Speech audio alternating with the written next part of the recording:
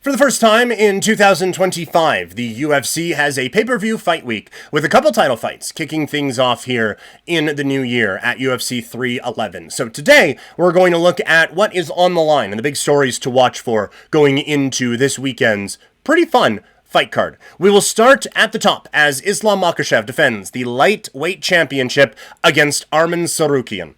And a lot of times on this, we're looking at legacy and all of that. I don't think this is a legacy-defining fight for Makhachev, with a couple of wins over Volkanovski already and a win over Dustin Poirier. Tsarukyan will not be the biggest name on the resume when all is said and done for Makhachev. I think that this is a little dismissive for Tsarukyan. It's a lot dismissive, I guess, for Tsarukyan, but this almost kind of feels like a boxing mandatory, where this guy, he is the number one contender, so he gets this title shot. And it's something I've talked about a little bit. Oh, well, why is this fight happening? This guy doesn't have a chance. Like, well, just because he doesn't have a chance doesn't mean he hasn't earned the right to try. And that is kind of where we're at with Tsarukyan. But for Makhachev, it is just simply, can the dominance continue? He has, in my opinion, done enough to be the number one pound-for-pound fighter in the sport right now. He is so dominant over everyone else at 155 pounds with high-level wins, again, over Volkanovski, who, yes, 145-pounder moving up, but still. A great win over Dustin Poirier as well. This is a guy who has really established himself as one of the best in the Ultimate Fighting Championship. So the only story for him is, does he avoid the banana peel, and can he continue his run of dominance into what could be a good year for him in 2025? On the Tsarukyan side of things, hey Toxic, how's it going?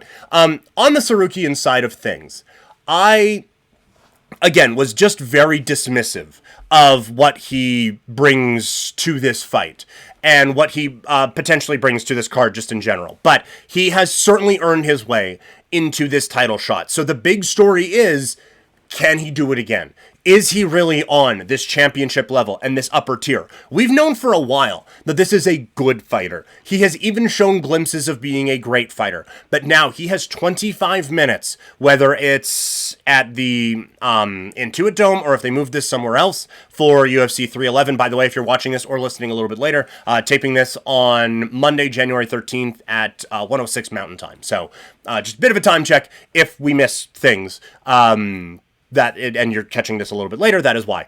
But no, I think that this is very clearly a fighter who has earned this opportunity. I just don't know if we have seen enough from him to see that he can actually hang with a Makhachev here. So the main thing here is this guy enough to, and does he have enough to really show that he can be a championship level guy? Yeah, Deeds. Yeah, you know what? Just got to let the people know. Always a little, because, we're previewing something that's happening on Saturday. Some people really take in all of that content. And on the podcast side, and I think on YouTube as well, we do the mega preview on Saturday morning where we accumulate everything up. And so if you're just watching that, then it makes even less sense. But yeah, you gotta let the people know when we're doing this here. On the co-main event side, it is Merab Dvalishvili defending his bantamweight championship against a familiar last name, although a new face to the title picture. It's Umar Nurmagomedov going up against Merab Dvalishvili in a fight sponsored by Scrabble. This is a very strange spot here for Merab, because he had a dominant performance in a championship fight in one of the biggest events that the UFC would put on. And no one's taking him seriously. I'm saying here, he has a chance to put his last win behind him, because it is, the fight was boring. Sean O'Malley, it was a fraud. No one is talking about the control and the discipline and the talent that Merab showed in that fight. So what's on the line here is almost a validation of Merab's championship victory over Sean O'Malley from the Sphere. He now has to kind of show, like, look, I am this dominant and I am this good, and I am going to prove it in this way as your champion right now. It is a very strange spot for a champion to be in. And it is, again, a little unique because he is going in there with a guy with a familiar name in Umar Nurmagomedov. He is the cousin of one of the great fighters in the history of the sport in Khabib Nurmagomedov.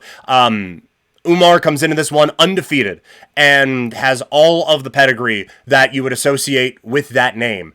And so because of that, I think people are already kind of handing him the title. But he has a chance, much like Islam Makhachev did a couple of years ago, who is now main eventing this card.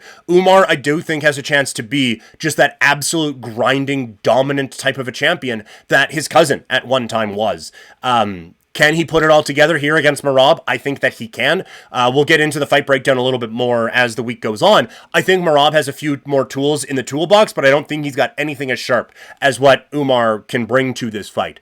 And so I think what you have here is an undefeated challenger looking to come in and looking to really put his stamp on things in this division and show that you have another star now here in the bantamweight division. So are these the biggest names that the UFC could throw out there for a pay-per-view? Absolutely not. But I think when you look at the intrigue of these two bouts, I think you have a very, very fun one here at the top of this card for UFC 311. And we'll have more fight previews throughout the week.